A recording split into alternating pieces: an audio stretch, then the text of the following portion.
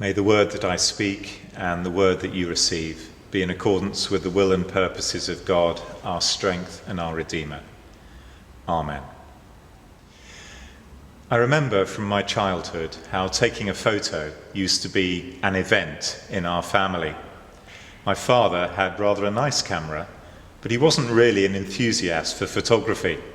So when a family occasion came round and photos needed to be taken, there was a great hiatus as the camera's little blue book of instructions was sought, scrutinized, and then re-scrutinized to try and identify the right settings. This approach was not ideal for spontaneous moments that needed to be captured. So, as a result, our family history is sparsely recorded on film, with whole years missing from the record. How my father would have appreciated the camera on an iPhone.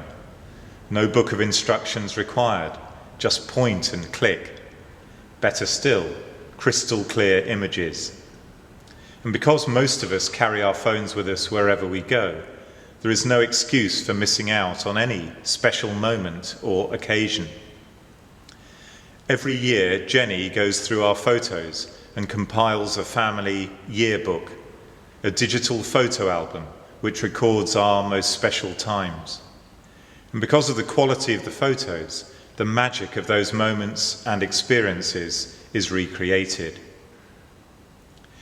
I'm sure that many of us will have our own albums, whether digital or not, which help us to relive those most special occasions in our lives, enabling us to remember how we felt, how our lives were touched by a particular occasion, whether it be a birth, wedding, graduation, or confirmation.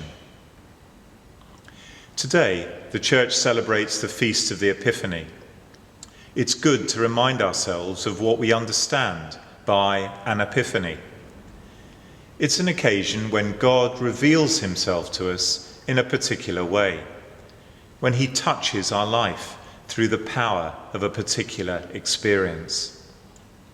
In Ephesians chapter 3, verse 2-3, St. Paul makes reference to his great personal epiphany, when God revealed himself to Paul in dramatic fashion on the road to Damascus, not only bringing about Paul's conversion to Christianity, but also resulting in him being assigned a particular vocation, described here as a commission of God's grace, namely to bring the gospel to the non-Jewish peoples. But when the Church refers to the Epiphany, we are, of course, remembering and celebrating the visit of the wise men from the East to the infant Jesus. And in this instance too, we are recalling how God touched those wise men through the power of their experience.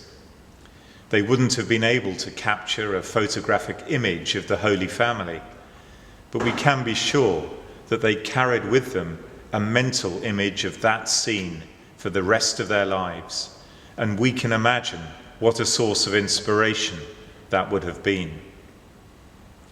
When Matthew speaks of them returning to their country by another road, he may indeed be suggesting that their lives had fundamentally changed course as a result of the encountering of the Christ child. So what might it mean for us to celebrate the Feast of the Epiphany? Surely it has to be a second-hand experience, because we can't see the Holy Family in the same way as the wise men. We can't channel the power of their experience.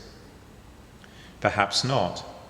But today we can celebrate our own epiphanies, our own moments, times of revelation. Today is a day for flicking through the album of our own faith journey. Whose are the faces we see? The people who, as we recall them, speak to us of God. Who have been our guiding stars? And what are the situations, events, conversations that remain imprinted on our memory because through them we felt that God had come close to us? The album of our faith is the most precious possession that we have. because it is uniquely personal to us, a series of pictures, whether mental snapshots or those in physical form, which represent key points in our journey of faith. When I was a parish priest, one of the most privileged experiences was to visit the bereaved and to hear their accounts of the life of their loved one. Sometimes a photo album will be produced, and then, as we flick through it together, I would feel a deeper sense of connection with that person, a greater closeness, a greater depth of understanding of them and their life. An epiphany resolution that we might do well to consider is to find opportunities, initially perhaps within our church families, to share with one another snapshots from our faith journeys. It might bring us closer together, deepening our understanding of one another. But it might also serve as a dry run for our own version of Paul's mission to the Gentiles, because talking about the power of God in our lives is the most effective form of evangelism. I often wonder why I need to preach at confirmation services, because the most powerful form of evangelistic witness has already been given by those candidates who have given their testimony, speaking directly and powerfully of their experience of God's revelation in their lives and the life-changing difference it has made. But it isn't for everyone to be able to give public testimony.